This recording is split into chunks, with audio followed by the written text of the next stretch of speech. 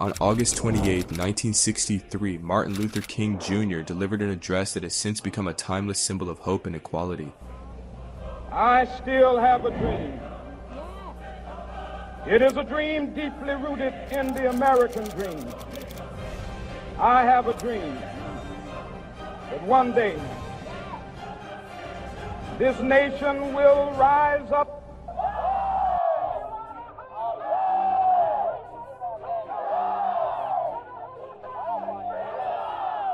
The I Have a Dream speech was witnessed by 250,000 people in attendance on that historic day. Millions more watched on TV and listened through their radios as MLK delivered his powerful message from the steps of the Lincoln Memorial. Yet, despite its monumental impact, this iconic speech is often surrounded by myths and misconceptions. In today's video, we will uncover some of these misconceptions and strive to present the true version of this historic moment.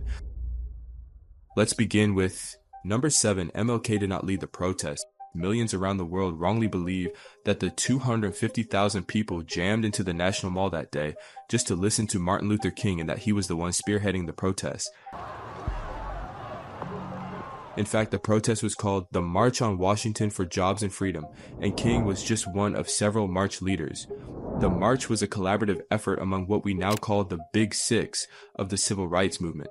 They were Philip Randolph, James Farmer, John Lewis, Roy Wilkins, Whitney Young, and Martin Luther King Jr., while the architect of the event was activist Bayard Rustin.